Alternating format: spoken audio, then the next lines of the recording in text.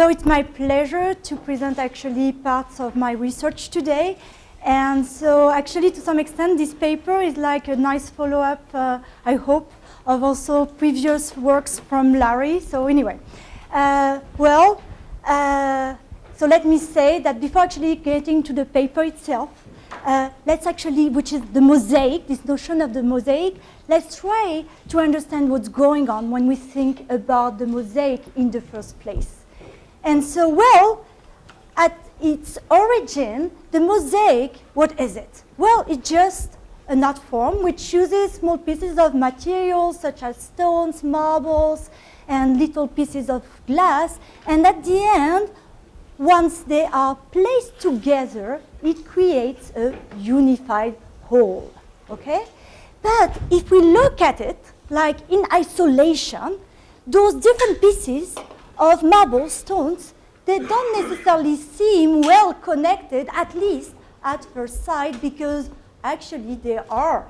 It's the mosaic, okay? So of course, then this notion of the mosaic, this metaphor, has been used over and over again. And not only obviously with art, but beyond that, as when we look back at history, well, we had sometimes to reconstitute a lot of different pieces of information to create again the puzzle, the mosaic. Okay, so we go back into time. Okay, we are right after the fall of the Berlin Wall. And right now, here is what we have. The German agency is confronted with a big puzzle to assemble back. The Stasi, the formal secret police of East Germany, has destroyed all the evidence out there. And now Germany is left with around 16,000 bags of pieces of information. Over 40 years, they spent their time interrogating their citizens. And they were very thorough to basically explain what was going on with their citizens. And they were documenting every single piece of information. And of course, they didn't want to leave any evidence after the fall of the Berlin Wall. So at the end, Germany was left with 600 million of pieces of information to reconstitute. Okay, so that was obviously a big puzzle, a big mosaic that we had to recreate. And, well, they had to assemble those different pieces by hand first. And later on, well, they had also then to hire a lot of people. And fortunately, technology was becoming super handy. So basically, a lot of scans were developed to try to piece together those different bits and pieces, nuggets of information that don't mean much in isolation, but in aggregate, of course, we can reconstitute, you know, one of the documents of the Stasi, which we have right there. Okay. So this metaphor of the mosaic, of course, then has evolved over time, and we see it a lot, especially in criminal investigations. It has been overly publicized in Hollywood series such as, well, CSI, Bones, Law and Order, and I don't know what. Well, but, well, of course, also in the news, we got like Enron, the big financial scandals, and they're basically shredders, tons of confetti to reconstitute again, same spirit as, again, also the Stasi. So going back to the criminals also investigation, but like more concrete, like with like the police that are working on those criminal cases, do they use this notion of the mosaic theory? They do actually. What is it? It's about gathering information. So especially when we have like terrorist attacks, piecing together different nuggets of information can become super handy. Think about it. Well, for instance, you have actually the GPS tracking. You're like, yeah, well, maybe it's not so helpful in like investigation, but it can be. Well, we have an individual, a suspect, and the police is like noticing that this guy is leaving home and goes a lot to the gun store. Well, in itself, especially in the US, not a big deal. Okay. Well, right now, at the same time, it like goes back and forth, like basically between home and the airport, and the police are noticing that it doesn't have like a real reason to go there except maybe to collect some information. He doesn't have to travel, doesn't have to pick up anyone. So why is he like going to the gun store, then the airport, and then going back and forth? Well, those pieces of information in isolation don't mean much again. But in aggregate, it can create a nice mosaic. And it can incriminate, basically, big suspects. Okay, so actually, the theory of the mosaic itself, the words, we start seeing them in the context of law. And in the law cases, suddenly we see a convincing mosaic of circumstantial evidence. So what is it? Well, basically, again, this is what we were speaking about, that we have bits and pieces of data that in isolation don't mean anything, but in aggregate, it tells you like a nice story. So especially in discrimination cases, this theory of the mosaic was extremely used and is currently used nowadays. Well, for instance, you are a pregnant woman. Well, you want to file like a lawsuit against your employer. Well, you can use the notion of a convincing mosaic to advocate your case. So what can you show? Well, maybe some exchange of emails between supervisors, speaking about your condition, which is completely illegal, but in isolation that would not be sufficient. Well, then you have like a series of other emails about jokes, like people joking about your condition again. And then at the end, people blaming you to be late because you went a lot, basically maybe to the restroom. So anyway, at the end, all those pieces of information, well, together, in aggregate, it can help you to basically determine that there is indeed a discrimination going on. So, of course, well, this notion of the mosaic theory has been then used in finance, okay? And the biggest, I would say, scandal ever in finance more recently, I would say this is the Bernie Madoff Ponzi scheme, where a financial analyst, Harry Markopoulos, basically was able to expose this big scandal by using this mosaic theory. He was conducting interviews with hedge fund managers, and then he was like collecting information from his own understanding about the business. Then he was also doing what? Well, looking at the disclosures, the accounting information, trying to compare it with what the competitors were doing out there. And all those bits and pieces of data, well, suddenly, when you put them together, it didn't make any sense. And he arrived to the conclusion that the performance of Bernie Madoff's funds were just implausible. Was it? Of course, we know the follow-up. Okay, bad accounting will catch up with you. So, at the end, we have basically the document that he had initially sent to the SEC way before, the scandal was exposed. And he's literally stating, well, I use the mosaic theory to assemble my set of observations and so on, okay? So it's like, I think, incredible what you can find on the internet, by the way.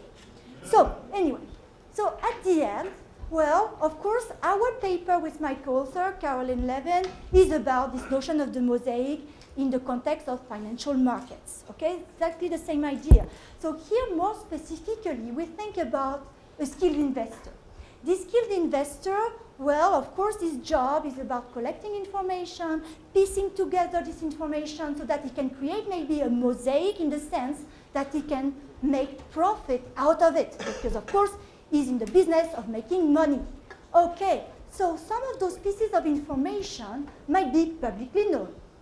So nothing illegal so far. Some other pieces of information might be private. And that is maybe the problem that we are facing.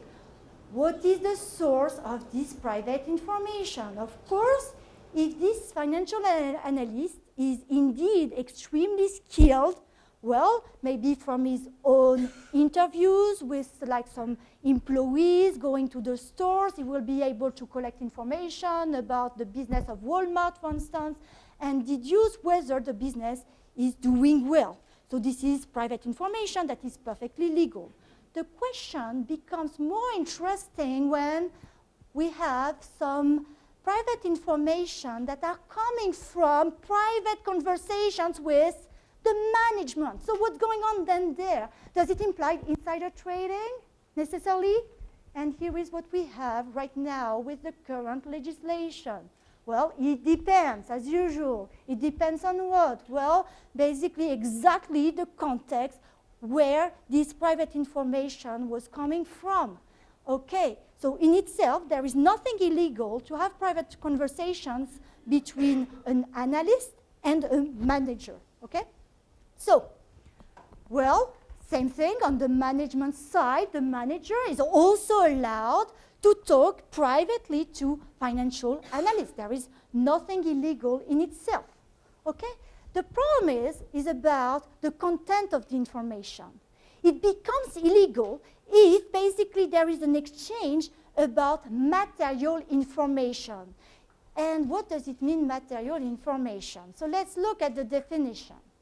Okay, material is defined as a substantial likelihood that a reasonable shareholder would consider it important. As you can tell, it's pretty vague. And of course, when we have such a vagueness in the definition, well, companies and financial analysts will try to find a way to get around this basically legislation, which is actually the regulation fair disclosure, in short, Reg FD. Okay? So Reg FD, the notion of materiality of information, as you can see, that's not pretty clear. So let's try to illustrate what's going on. So in our paper, here is the way we are thinking about it. Okay, so how exactly do public and private information combine to produce information that is then valuable to this skilled investor? Okay, does it necessarily imply insider trading? I would say legally or not. At the end, we will have like a dilemma to face. Well, so let's actually think about two pieces of information. So the public piece of information is the weather forecast. So far so good, it can be either rain or sunshine. Now, second piece of information, this is the so-called private information. The current inventory, you know, in the company. Well, let's say that they have either sunscreen or umbrella, okay? So that's what we have right now. Well, now, of course, if we know those two pieces of information, can we make some profits? Of course.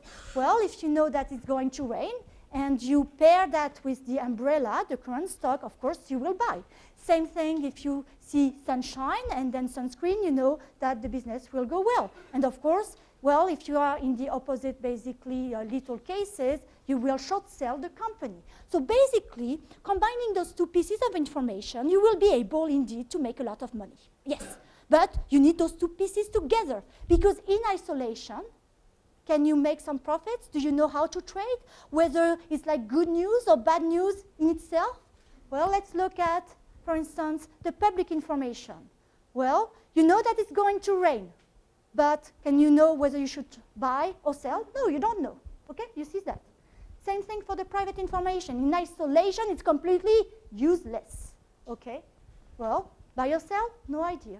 Okay, I know that they have umbrella, but I don't know what to do. Okay, so what if the trader figures out the current inventory on his own, which is the private information? Of course, that's not illegal. Well, you know, he goes to the stores. He's like observing that, for instance, there are a lot of umbrellas, or he's observing that there are a lot of sunscreen.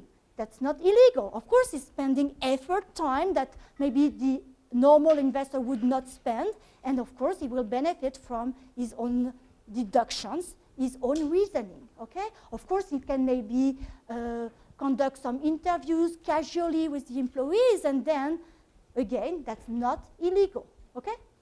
The question becomes more interesting if the trader obtains the current inventory information from the management directly. Is it illegal? And the answer is, well, actually, it depends. It depends on what?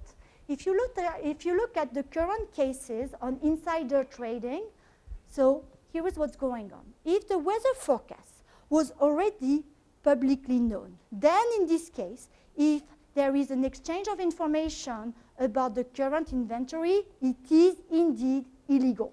Okay, because obviously that was material information, useful information, because it was piecing together like the two pieces of information. So in aggregate, it was extremely valuable. However, if the weather forecast information was not publicly known, was not out there, then in this case, it's perfectly okay, apparently, to have like some private information about the current inventory. So that would be permitted. Because basically the public information is not, out there. The weather forecast, no one knows it yet. So basically the manager is allowed to speak about the current inventory. Does it make any sense?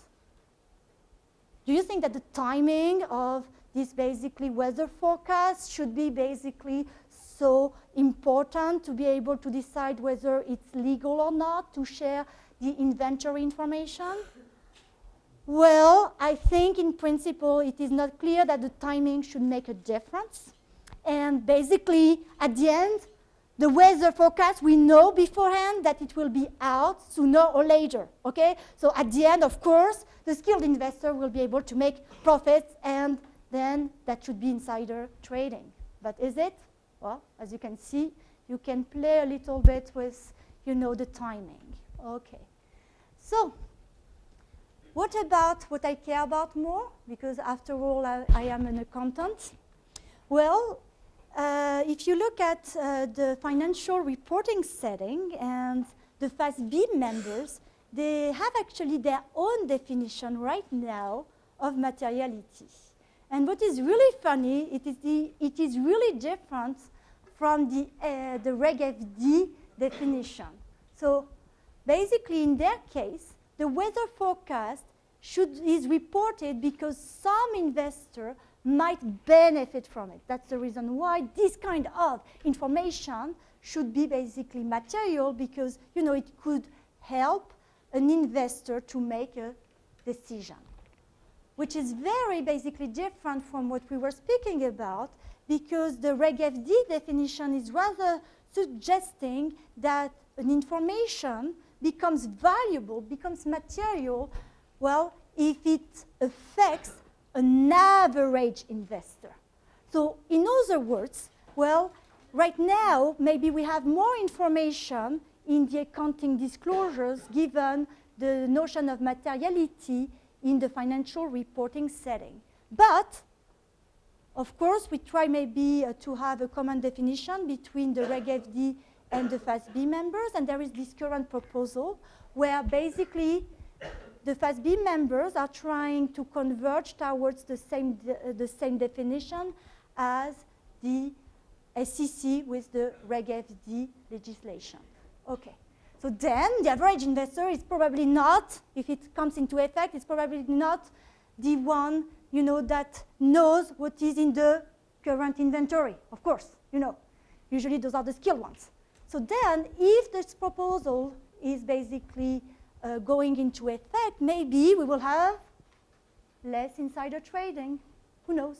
Because of the Mosaic, actually, theory. So anyway, thank you so much. I'm done.